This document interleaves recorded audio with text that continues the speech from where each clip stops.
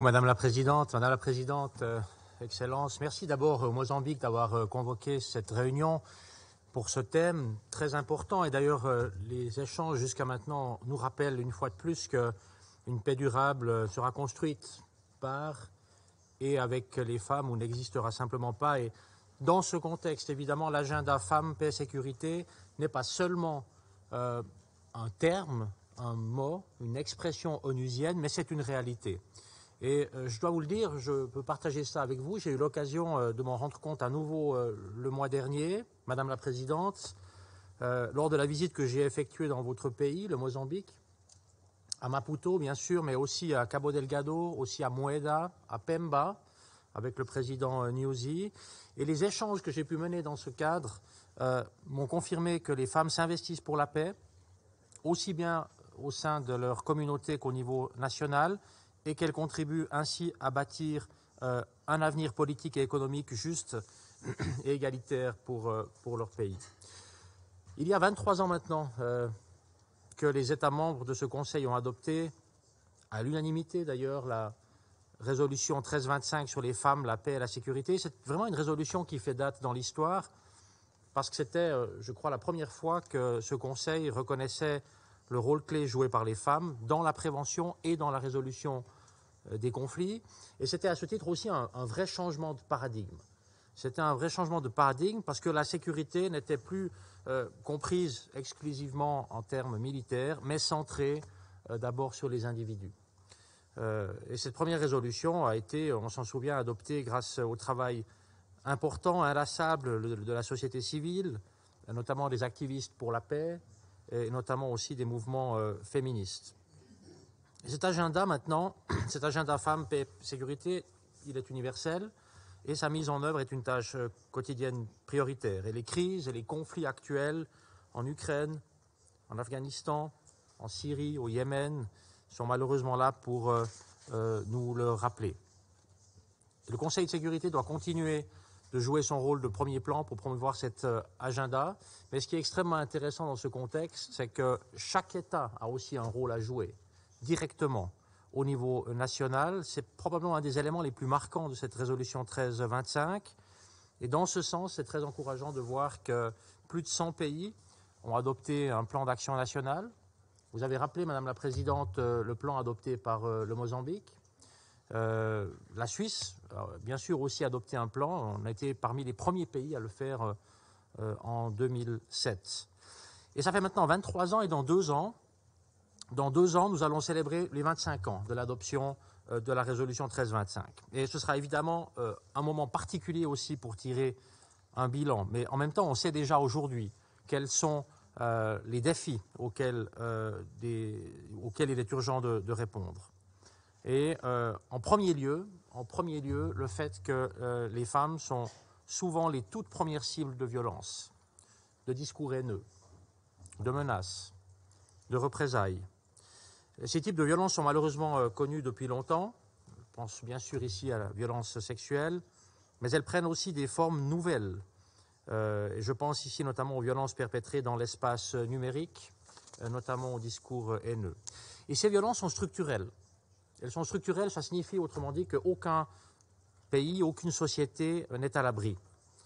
Et dans chaque pays, ou alors tous ensemble, y compris d'ailleurs au sein de ce Conseil, nous pouvons prendre des mesures concrètes pour faire face à ce fléau, avec les stratégies nationales, avec l'engagement dans nos pays. Et la Suisse, par exemple, a fait de la lutte contre la violence de genre un axe principal de sa stratégie égalité 2030. Et pour faire face aux défis émergents que j'ai mentionnés tout à l'heure, eh bien, nous soutenons également la recherche sur les liens entre la cybersécurité et les femmes. Et nous faisons une promotion active de l'intégration de l'agenda 1325 dans les stratégies nationales de cybersécurité. Affronter ces obstacles demande aussi un travail en réseau. C'est pour ça que nous avons créé le réseau Femmes Suisses dans les processus de paix. Ça n'est pas seulement un réseau qui réunirait seulement l'expertise et les expériences des femmes suisses dans les processus de paix. Nous collaborons bien sûr avec d'autres réseaux régionaux, africains, du Commonwealth, méditerranéen et nordique, afin de partager les bonnes pratiques. Et pour cela, Madame la Présidente, je crois que nous devons rappeler également que pour assurer la participation des femmes, il faut un soutien politique clair et il faut aussi des ressources. Il faut des ressources qui soient adéquates. Et c'est une condition qui doit être remplie pour que les femmes puissent s'exprimer, qu'elles puissent contribuer à une paix durable. Et ce doit être possible en toute sécurité, librement et sans peur de représailles. Et cette question des ressources va m'amener à un de mes derniers points. Les mandats de ce Conseil, on le sait, font de plus en plus référence à l'agenda femmes, paix et sécurité.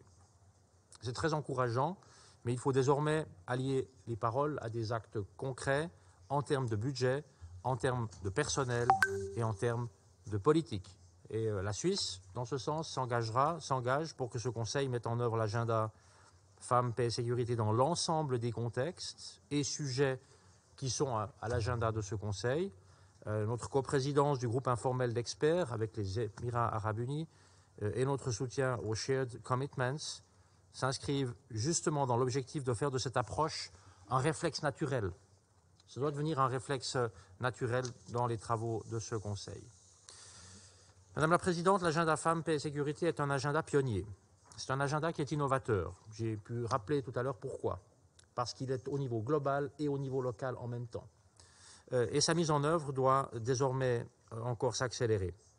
Cet agenda doit être un pilier du nouvel agenda pour la paix du secrétaire général et doit nous permettre d'avancer ensemble sur la voie d'une paix durable. Notre réponse aux défis actuels, notre réponse aux défis émergents pour la paix doit tenir absolument compte de ces dimensions liées au genre. C'est absolument central et j'espère que nous pourrons célébrer le prochain anniversaire de cette résolution dans 2 ans, avec vraiment un sentiment commun de réussite. Et surtout, que ce sentiment soit partagé par celles et ceux qui œuvrent pour la paix dans le monde entier. Merci. I thank His Excellency President Bessat for his statement. I now give the floor to Her Excellency Elaine Antonella Damas, Minister of Justice in charge of Human Rights of Gabon. Excellency, you have the floor. Merci Madame la Présidente. Je félicite le Mozambique pour l'initiative de ce débat de haut niveau qui porte sur une des priorités de l'agenda international du Gabon. C'est une grande opportunité, à 2 ans du 25e anniversaire de la résolution 1325, d'évaluer le chemin parcouru et de dresser des perspectives réalistes dans notre marche collective en faveur de la reconnaissance du rôle central des femmes dans les processus de paix, partant de la prévention des conflits au relèvement post-conflit, en passant par les efforts de médiation, de maintien et de consolidation de la paix. Je tiens à remercier la directrice exécutive d'ONU Femmes, Madame Sima Baous, la présidente du Comité international de la Croix-Rouge, Madame Mirjana Spolarik-Egger, ainsi que l'envoyé spécial de la Commission de l'Union africaine pour les femmes, la paix et la sécurité, Madame Bineta Diop, qui ont remarquablement assigné les contours de notre débat. Je remercie également la prix Nobel de la paix, Madame Leigh McBowie, pour son exposé édifiant. Madame la Présidente, le contexte international est marqué par des crises multiples. De nombreuses régions du monde sont aujourd'hui prises dans l'étau des groupes armés et des bandes terroristes. Les femmes et les enfants y sont exposés à des tragédies inhumaines. Cette situation est inacceptable. La communauté internationale doit y apporter des réponses concertées, solidaires et inclusives. Les femmes ne doivent plus payer le lourd tribut des conflits armés. En revanche, elles doivent de plus en plus faire partie de la réponse en participant pleinement à tous les processus de paix et de prise de décision. La participation des femmes à toutes les étapes du processus de prévention et de résolution des conflits est un des moyens les plus sûrs pour parvenir à une paix plus durable. S'il est indéniable que le plaidoyer au sein de ce Conseil en faveur de la reconnaissance des femmes en tant qu'actrices clés des processus de paix a progressivement atteint une résonance significative, mon pays demeure préoccupé par l'inquiétante régression en matière de promotion des droits de femmes dans plusieurs régions du monde qui mine les résultats positifs que nous avons obtenus au fil des dernières décennies. Madame la Présidente, nous ne le dirons jamais assez. Reconnaître aux femmes leur place centrale dans les processus de paix constitue assurément un catalyseur de leur autonomisation et une assurance d'apaisement des paysages socio-économiques et politiques. Cela permet également de créer un environnement propice à la prévention des conflits et au règlement pacifique des différends qui pourraient subvenir. C'est pourquoi le Gabon, sous l'impulsion du président de la République, son Excellence Ali Bongo Ondimba, a fait de la réduction des inégalités hommes-femmes un paramètre saillant de sa politique qui a pour levier la promotion de la participation des femmes dans tous les processus de prise de décision. Ce cap stratégique se traduit parfaitement par la présence de femmes à des fonctions de premier plan, comme vice-présidente de la République, présidente du Sénat, présidente de la Cour constitutionnelle, y compris à la tête de départements ministériels de souveraineté, tels que celui de la Défense nationale ou encore le ministère de la Justice. Toutes ces fonctions de haute responsabilité du Gabon sont assurées par des femmes d'envergure. Il ne s'agit pas d'un phénomène de mode. Nous envisageons plus que jamais de garantir une représentativité pérenne des femmes dans la sphère de gouvernance. Nous allons pour cela mettre en œuvre un programme de mentoring politique pour les femmes, dont l'objectif est de les inciter dans l'action politique, afin d'accroître de manière significative leur représentation dans toutes les instances de prise de décision. Madame la Présidente, le Gabon a choisi de demeurer ferme et constant dans son plaidoyer en faveur de l'inclusion, de la participation et du renforcement de la résilience des femmes. Lors de notre récente présidence du Conseil de sécurité en octobre 2022, nous avons initié un important débat public sur l'importance de renforcer la résilience et le leadership des femmes comme moyen de parvenir à la paix dans les régions en proie aux groupes armés. Notre objectif était et demeure d'aller au-delà des mots et de donner réelle visibilité aux femmes dans leur capacité de se relever et à reprendre en main leur destin et à participer à l'élaboration de leur narratif. Nous voulons une fois de plus réaffirmer que les femmes ont un rôle fondamental dans la dynamique de faire taire les armes. Elles ont un rôle important à jouer dans la lutte contre le transfert et la circulation illicite des armes légères et de petit calibre, ainsi que leur prolifération incontrôlée dans de nombreuses régions, en particulier sur le continent africain. Les femmes ont un rôle central à jouer dans la réponse aux conséquences humanitaires et dans la lutte contre les violences sexuelles et sexistes, ainsi que le recrutement d'enfants soldats. Nous devons restituer aux femmes leur place à l'échelle locale, nationale et globale. Madame la Présidente, prôner l'égalité des sexes et la participation substantielle des femmes, c'est faire le choix de la prévention des conflits armés et de la prévention de la violence. Promouvoir la mise en œuvre de l'agenda Femmes, Paix et Sécurité inclut le renforcement de notre réponse contre la violence, contre la guerre.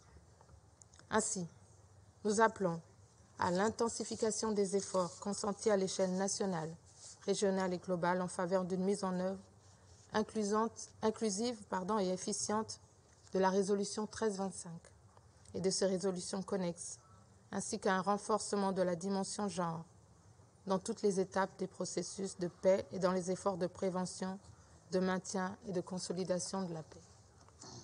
Que l'on ne s'y trompe pas, Madame la Présidente, la viabilité de nos sociétés et la résilience de nos communautés se feront à l'aune de la place que nous aurions accordée à l'autre moitié de l'humanité. Et pour ce Conseil, il faudra aller bien au-delà des principes et des bonnes intentions pour traduire véritablement en actes l'esprit de la résolution 1325 en tant que gage d'efficacité et de durabilité de nos actions collectives en phase avec les attentes et aspirations légitimes des peuples du monde. Je vous remercie.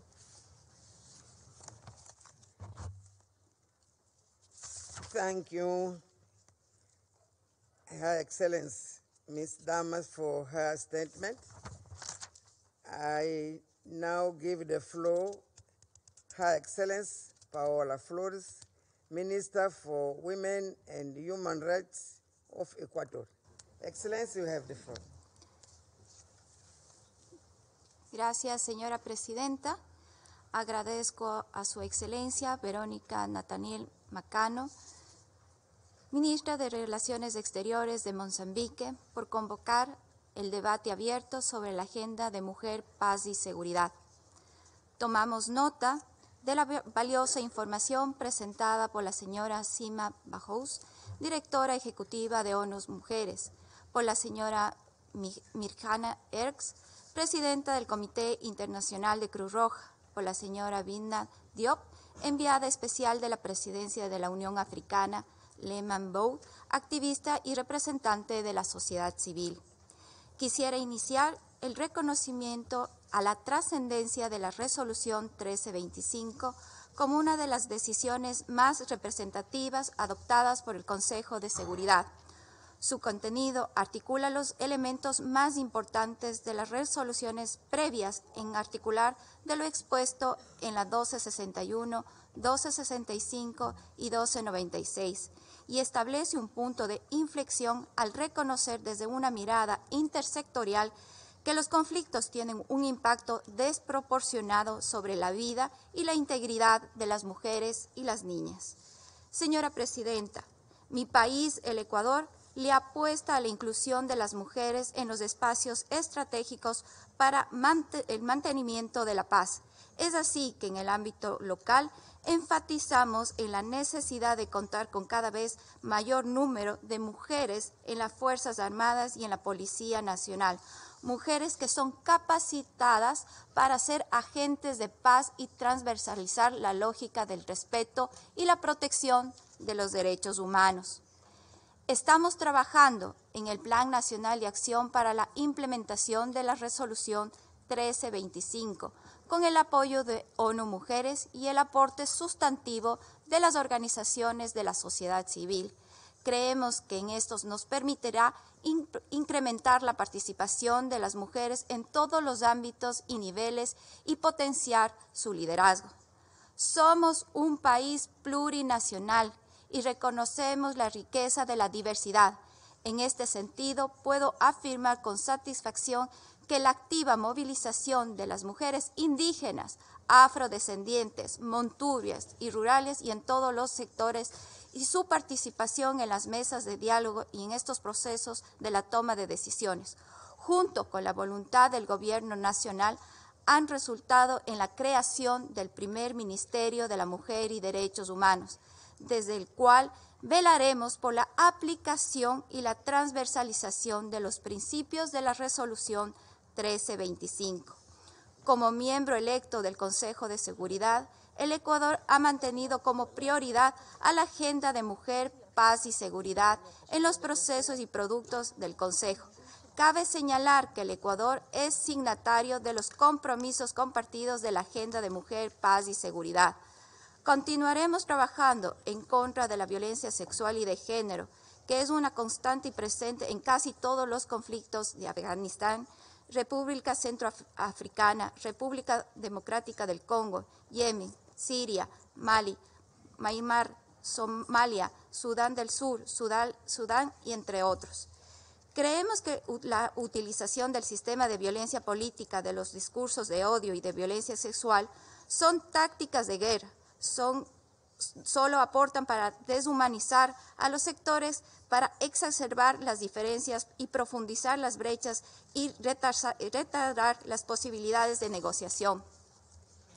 A escasas horas de conmemorar el Día Internacional de la Mujer, es más que pertinente referirse al rol transformador de las mujeres en los procesos de transición de la política y la consolidación de la paz. Uno de los casos exitosos es Colombia, conocido como un hito en la integración de las consideraciones de género en la solución de conflictos. Las mujeres sobrevivientes de la violencia en el país han aportado de manera sustantiva en los procesos de mediación, negociación y el establecimiento de paz sostenible.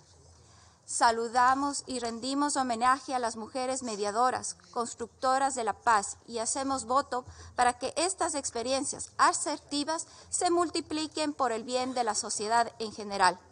Asimismo, expresamos nuestra admiración al personal femenino de asistencia humanitaria. Su liderazgo es fundamental para que la ayuda internacional llegue a las mujeres jefas de hogar, enfermeras con discapacidad, refugiadas o desplazadas. Hacemos un llamado a cesar cualquier tipo de ataque basado en violencia de género, del cual es víctima recurrente el personal femenino. Ojalá que en los próximos debates abiertos podamos celebrar que las políticas discriminatorias del régimen talibán en contra de las mujeres y las niñas afganas hayan sido finalmente revertidas, que las víctimas de violencia sexual en Haití o en cualquier otro país en conflicto pasarán a formar parte de un pasado oprobioso y que en general las mujeres podamos sentirnos seguras en tiempos de guerra o de paz. Finalizo esta intervención enfatizando que para el Ecuador alcanzar la paz y prevenir los conflictos son objetivos fundamentales y para conseguir aquello, el Consejo de Seguridad debe continuar activando los mecanismos correspondientes de cara al 25º aniversario de la Resolución 1325. Gracias, señora presidenta.